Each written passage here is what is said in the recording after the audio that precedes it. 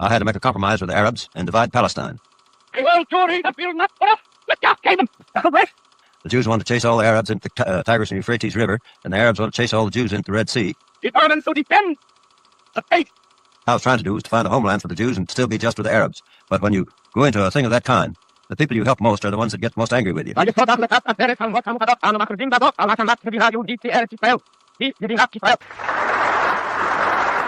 In 1948, in Palestine, hundreds of thousands of people saw their homes for the last time as colonial powers redrew the world's borders. In less than a year, the population of Gaza tripled overnight. Families who had lived on the same streets for centuries were driven out in days. Olive groves planted by great-grandparents were left behind, doors locked by strangers who had only just arrived. Many of those strangers were Jewish refugees, survivors of the Holocaust and pogroms across Europe, who came seeking only safety.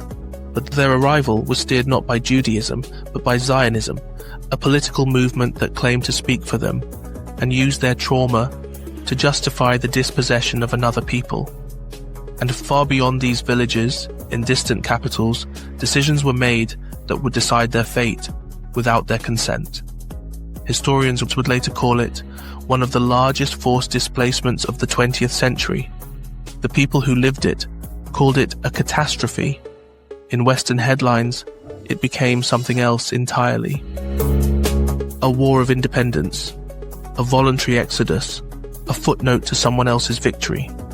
What kind of country begins by removing the very people who built it? How does survival become something punishable? In this land, the ground still remembers your name, even if the map does not. This is a story of erasure and endurance, and it begins where the blueprint was first drawn. In 2 cities, emptied in days, and censored for generations. A blueprint that would be repeated across the land.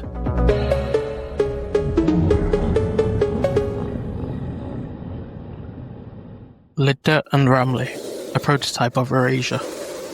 Some cities are erased, not just from the map, but from memory. In July 1948, the twin towns of Lidda and Ramleh became both a warning and a prototype. What unfolded wasn't chaos, it was choreography. Operation Dani began on July the 10th, 1948. Led by Yigal Allon and Yitzhak Rabin, it was one of the largest military offensives launched by Zionist forces during the Nakba. Its objective was strategic: capture the 2 most populous Arab towns remaining in central Palestine, Lidda and Ramleh, which together housed over 50,000 Palestinians and controlled a critical road between Tel Aviv and Jerusalem. The offensive moved with ruthless speed. Tanks rolled in, followed by airstrikes and machine gun fire that tore through residential neighborhoods. Within hours, Lidda was overwhelmed. Many civilians fled to local sanctuaries, the Damesh Mosque and St. George's Church, believing them to be safe. They weren't. On July the 12th, Israeli troops opened fire inside the mosque compound. At least 250 civilians were killed. Men, women, children. Some were hiding, others were praying. Witnesses described blood flowing across the tiled floor. The Red Cross later reported the scene was so horrific, many bodies couldn't even be identified.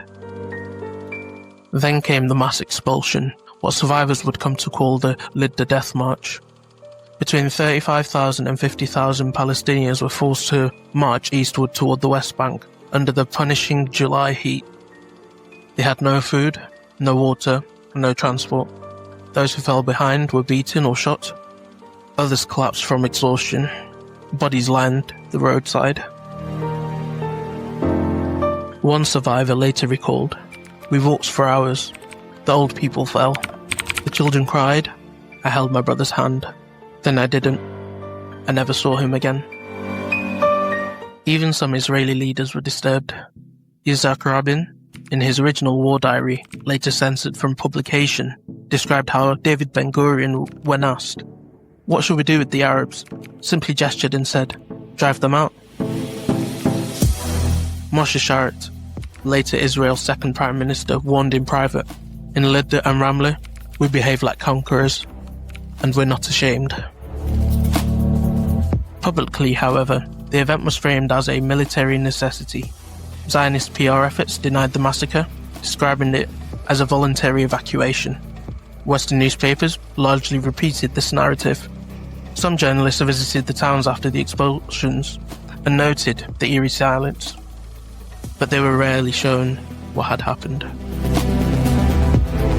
The reality was far more chilling. In just 2 days, both towns were emptied of their Palestinian inhabitants, not through wartime chaos, but through calculated expulsion. It was the largest single-day removal during the entire Nakba.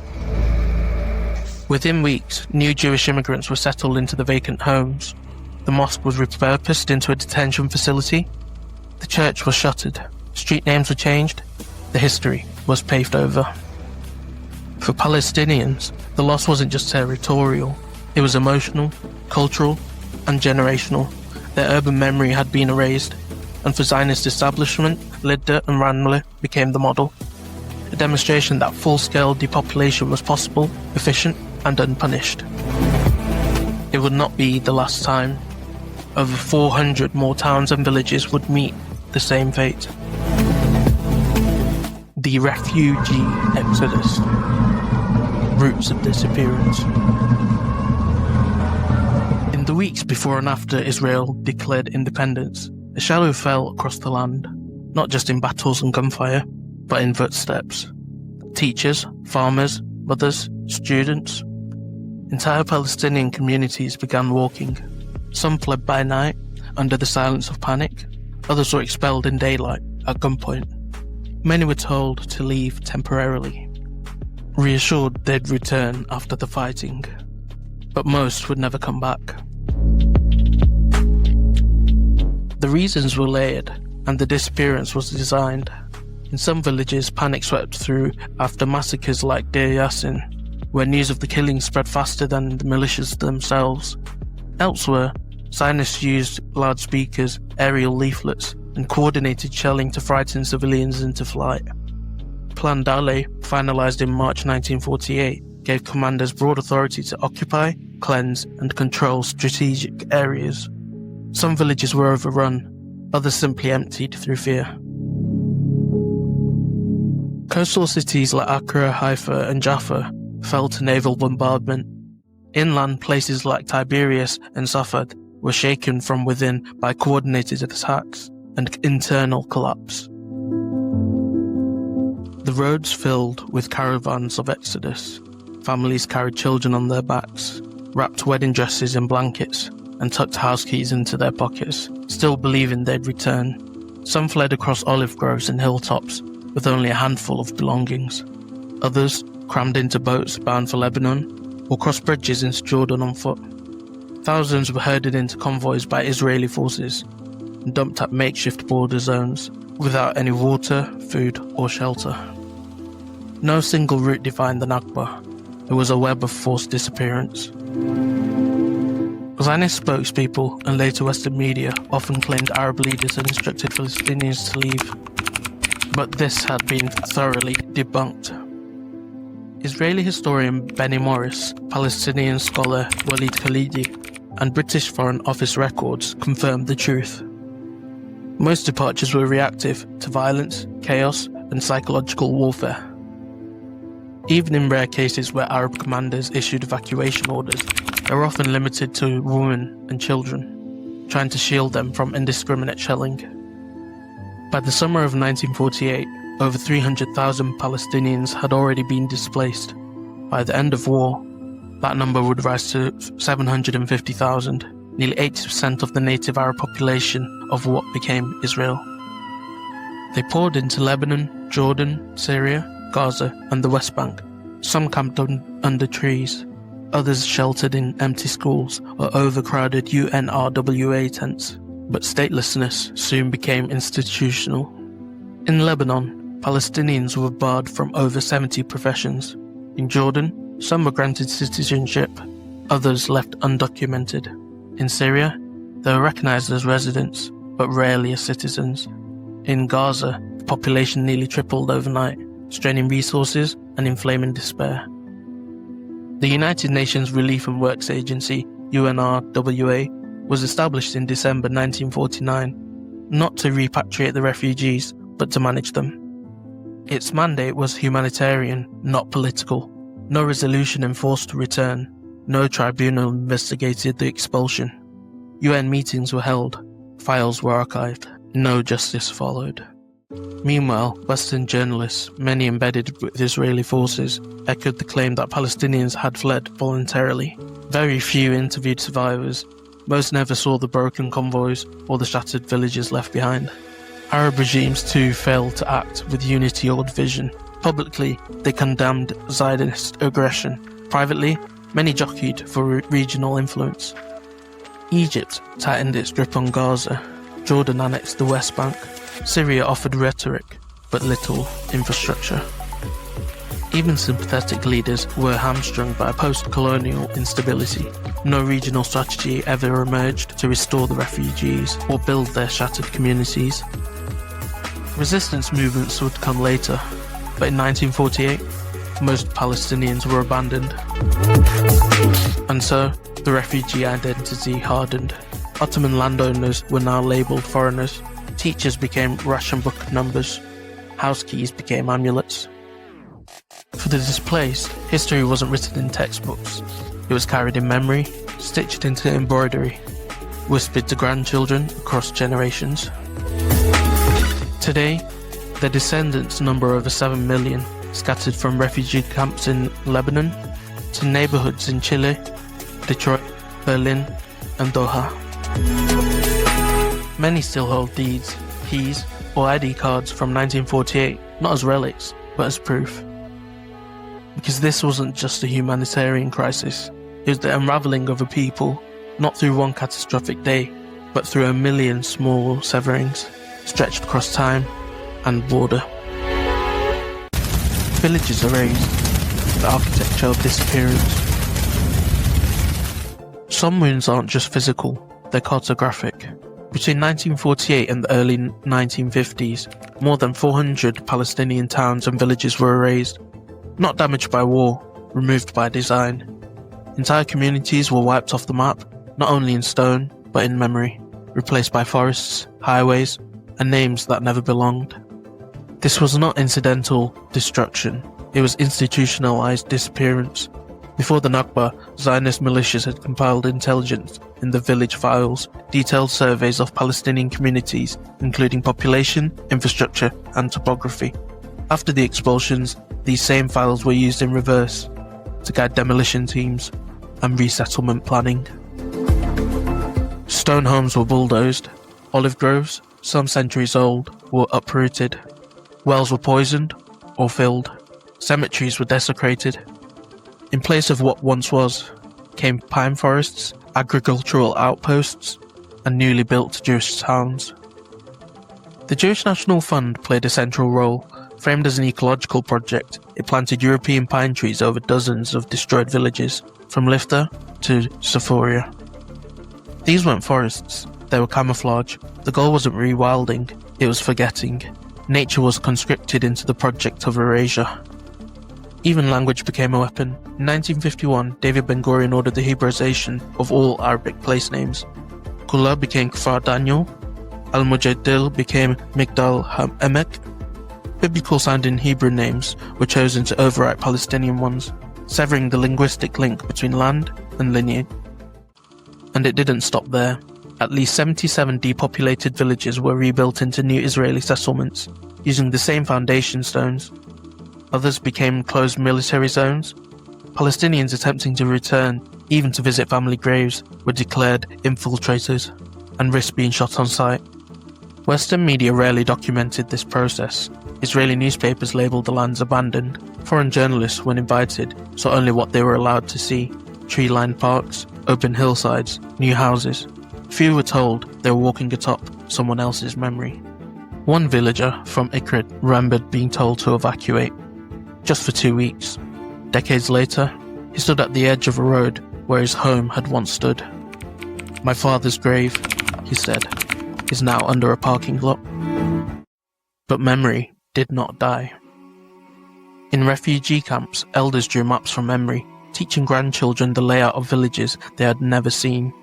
Activist groups like Zokrot, Akavot, and Decolonizer began uncovering satellite images, censored documents, architectural remnants. These acts of remembrance are resistance, refusing the silence imposed by stone and state. Because the goal was never just physical removal, it was historical erasure, a system designed to make the world forget that there was ever a Palestine here. Village by village, name by name, stone by stone. Legalized theft, how law became a weapon. What do you call it when a thief wears a suit? After the guns quieted in 1949, the battlefield shifted into courtrooms, government offices, and property registries. Israel didn't just expel Palestinians, it wrote their erasure into law. The cornerstone was the Absentees Property Law, passed in 1950. It defined absentees not just as those who fled during the war, but as anyone in enemy territory after November 29th, 1947, even if they were just a few miles from their village. The irony? Many of these absentees were still in Israeli-controlled zones. They weren't absent, they were locked out. Under this law, nearly all Palestinian land, homes, orchards, businesses, even bank accounts were seized by the newly created custodian of absentee property. By 1951, the custodian controlled over 4 million dunams, more than 70% of all land in the new state. Most of this land was handed to the Jewish National Fund and the Israel Land Authority, cementing its permanent removal from Palestinian hands. To justify this, Israel passed dozens of interlocking laws: the Land Acquisition Law of 1953, which retroactively legalized confiscations, the Development Authority Law, which ensured the land would only serve Jewish settlement, the Nationality Law of 1952, which stripped Palestinian refugees of citizenship, and with it, the legal right to reclaim their property. And when the Palestinians tried to return, they were labelled as infiltrators. Even if it was just to visit their own homes, some were arrested, others were shot. This wasn't just bureaucracy, it was a legal architecture of disappearance. Kibbutzim and new Jewish homes were built atop erased villages, new names assigned, deeds rewritten, the erasure notarized. Even Palestinians who stayed inside Israeli borders faced the same system. Now labelled Arab Israelis, they found their land seized under emergency regulations or claimed for public good. Entire communities were relocated, restricted, surveilled. Some were forced to prove continuous cultivation, while their farmland sat behind military fences. Israeli legal scholar Amnon Rubinstein once wrote, "The use of law to legitimize injustice does not make it less unjust, only harder to undo." Today, many of those laws still exist, repackaged, reinterpreted, but rarely repealed. Palestinians still hold deeds from the Ottoman era, British Mandate Papers, even Israeli court rulings, but without political will, papers mean little.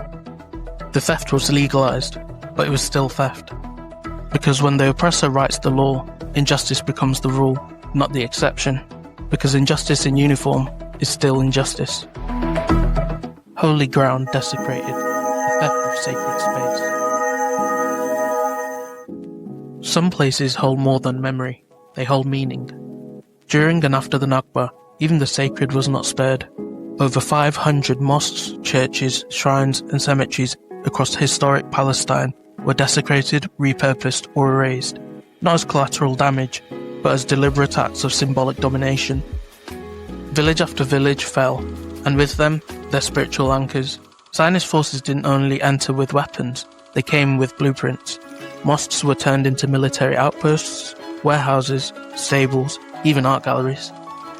In Beersheba, the Ottoman-era Grand Mosque was converted into a municipal museum, without a single plaque acknowledging its religious origin. In Safed, a 13th century mosque became an artist's colony. In Haifa, the Muslim cemetery was partially erased for a parking lot. Gravestones were uprooted and recycled as construction material, the names of the dead literally paved under new lives. Christian sites met a similar fate. In El-Majal, churches that had served Palestinian Christians were shuttered, looted or demolished. Dozens of shrines and cemeteries were bulldozed to make way for roads, playgrounds or housing blocks. Some disappeared completely from public maps. Others remain renamed, fenced off, unmarked, severed from the communities that once gave them meaning.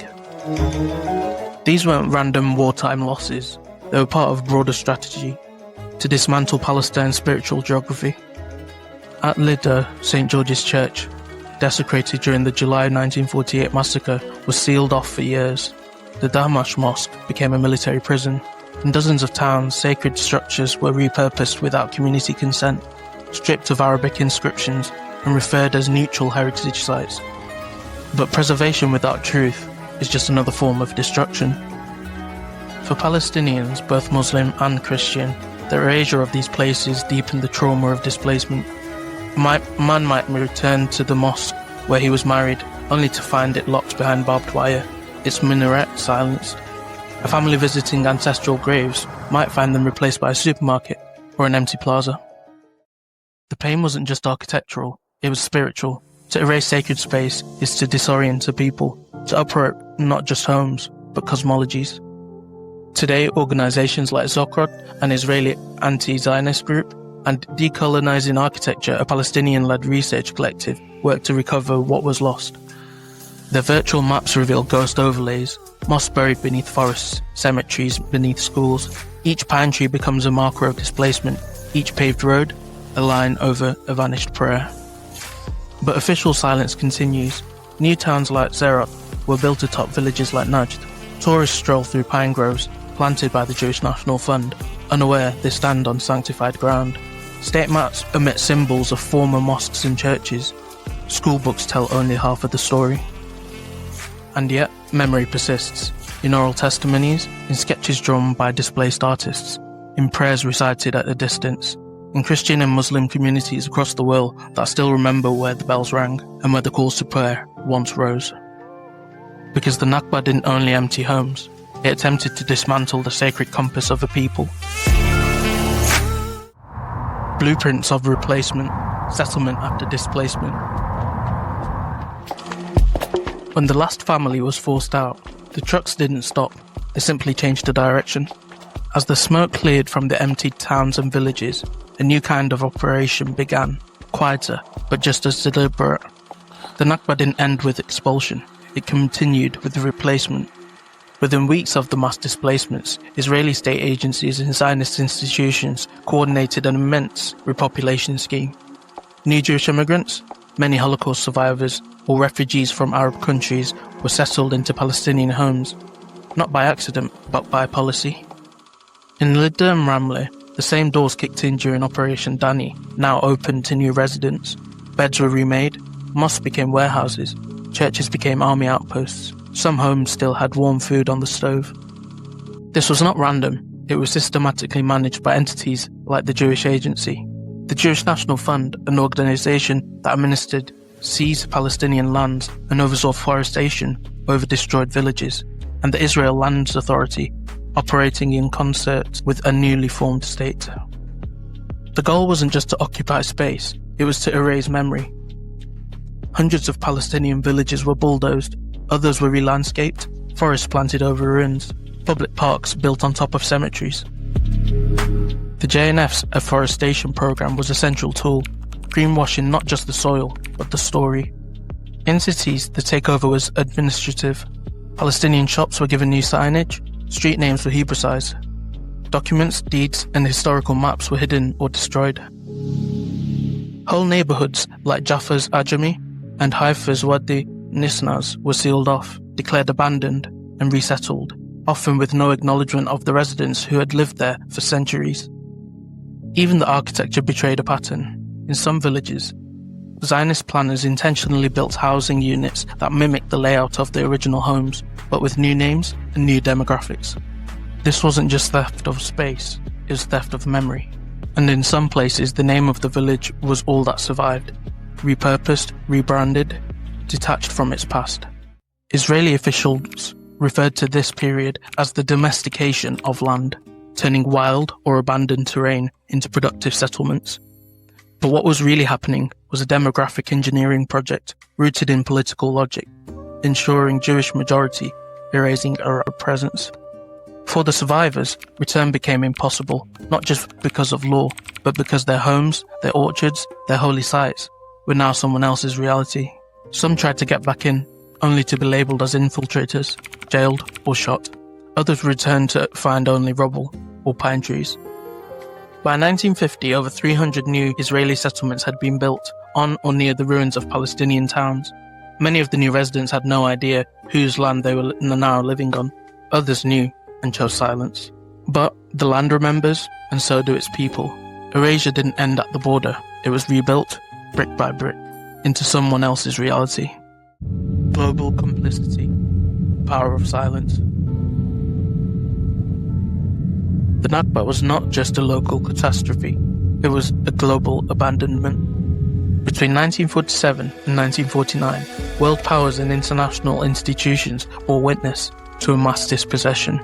Some in denial, some in collusion, most in silence, and their choices helped shape the outcome. In Washington, Zionist lobbying was already embedded. President Truman, under pressure from pro-Israel donors and advisors, recognized Israel just 11 minutes after its declaration. Behind closed doors, US officials like George Marshall warned about the consequences, but Truman wrote, "I have to answer to hundreds of thousands who are anxious for the success of Zionism. I do not have hundreds of thousands of Arabs among my constituents." Politics prevailed over principle. In Britain, the retreating colonial power foresaw the crisis. A 1948 Foreign Office memo read, "Events in Palestine are now beyond our control." And yet they washed their hands of responsibility, withdrew in haste, and left behind chaos. Publicly, Britain claimed neutrality. Privately, it pursued arms deals and oil contracts with the new Israeli state. At the United Nations, the 1947 partition plan had sparked the crisis. But when violence escalated, the institution faltered. UN mediator Count Folk Bernadotte, who called for refugee return, was assassinated by the Zionist Stern Gang. No sanctions, no inquiry, just silence. France, still clinging on to its own empire and reeling from Algeria, framed Israel as a civilizing force. French media praised its agricultural miracles, ignoring the cost of Palestinian lives. The Soviet bloc, initially supportive of partition, pivoted to anti-Western rhetoric. But at home, they suppressed Jewish anti-Zionist voices like Albert Einstein and Hannah Arendt. Their warnings ignored. In India, just freed from British partition, activist circles voiced solidarity, but official policy leaned towards neutrality.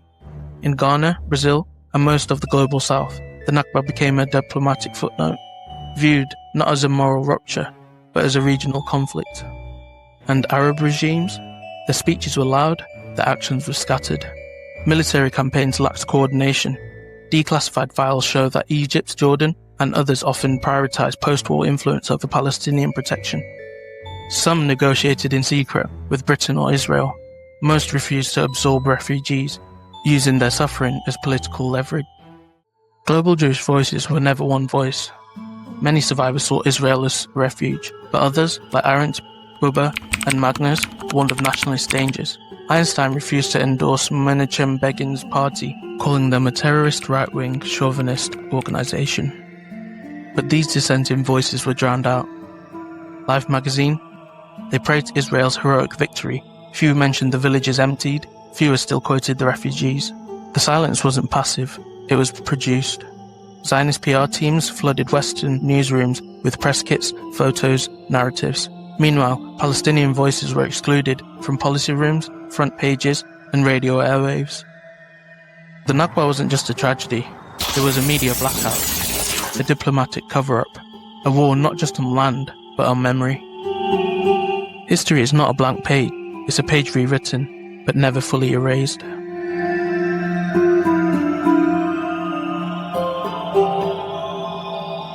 What happens when the architecture of the past still holds up the walls of the present? The names may change, the maps may change, but the systems, they remain. Erasure justified through law, sacred spaces stripped of meaning, homes taken and renamed. I'm not Palestinian, and I don't speak for those who lived this. I have no right to. I'm just one person, looking at the evidence, seeing patterns too familiar to ignore, and asking why these truths were buried for so long. Don't take my word for it. Don't take anyone's word for it. Read, listen, compare, and question for yourself. Look at the evidence from every angle. and make a decision rooted not in allegiance, but in humanity itself.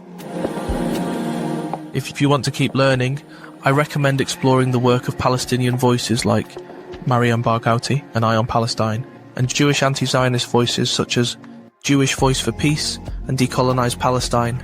You'll also find links in the description to archives, testimonies and research projects. And if this story has helped you see the picture more clearly, consider sharing it and watching the earlier parts of this Proteon series. To see how decades of choices and silences led to this moment, subscribe if you'd like to follow where the next chapters take us. Remember, the events of 1948 are not frozen in history. In less than a year, Gaza's population once tripled overnight, and today, the world watches as genocide unfolds in real time. The same powers that once looked away now speak out, not because they've learned, but because denial is no longer possible.